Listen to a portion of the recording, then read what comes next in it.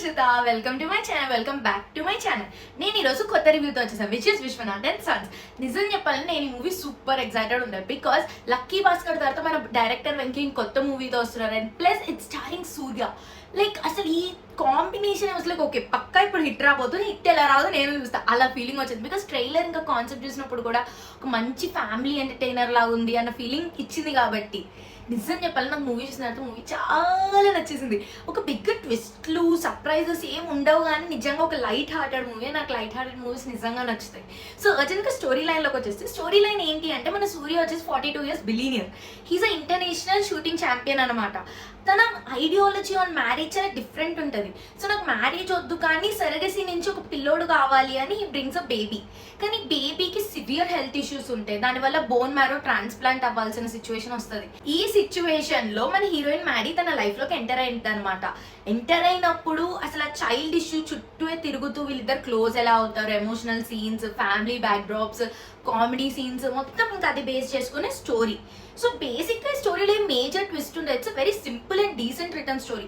ఒకే phase లో వెళ్తుంది, ఏమి ఓ మై గాడ్ అని ఇలా అనిపించే సీన్లు ఏమి ఉండవు కానీ it's very light hearted and really nice movie. ఇప్పుడు పాజిటివ్ సైడ్స్కి వచ్చేస్తే ఆబ్వియస్లీ ద ఫస్ట్ పాజిటివ్ సూర్య.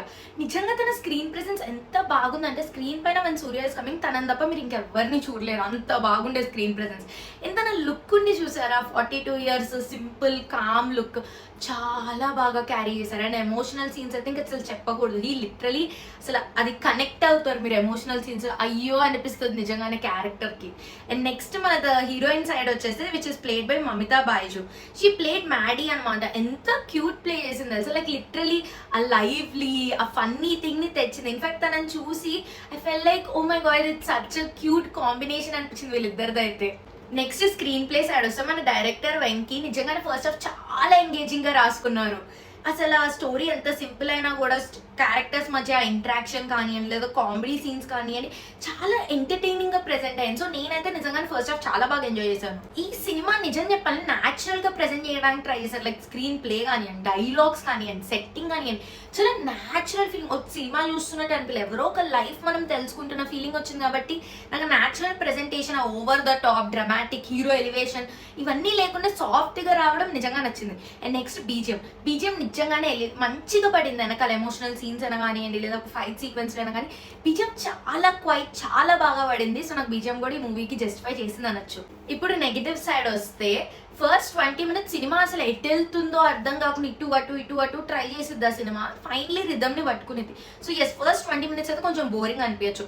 అది కాకుండా నెగిటివ్ అంటే నిజంగా సెకండ్ హాఫ్ పీక్ అనగా ల్యాగ్ అయితే ఉంది. లైక్ చూస్తుంటే అరే ఏంట్రా ఇది ఉన్న ఎమోషనల్ సీన్ మళ్ళీ రోటీలో వేసి మళ్ళీ దాన్ని పచ్చడి చేసిస్తున్నారు ఏంటి అన్న ఫీలింగ్ అయితే వస్తుంది సెకండ్ హాఫ్ లో. స్టోరీలో ప్రోగ్రెషన్ లేదు, లైక్ ఒకే ఫ్లాట్ స్టోరీ లైన్ ఇది అయ్యింది ఓకే, దీనిపైన ఇది అవుతూ వెళ్తుంది. స్టోరీలో కొత్తది ఏం రాదు. దానివల్ల ఏమైందంటే everything is so predictable. Like నేను ఇది ఆల్రెడీ ప్రిడిక్ట్ చేయగలుగుతున్నా ఏం అవ్వబోతుంది నెక్స్ట్ అనేది.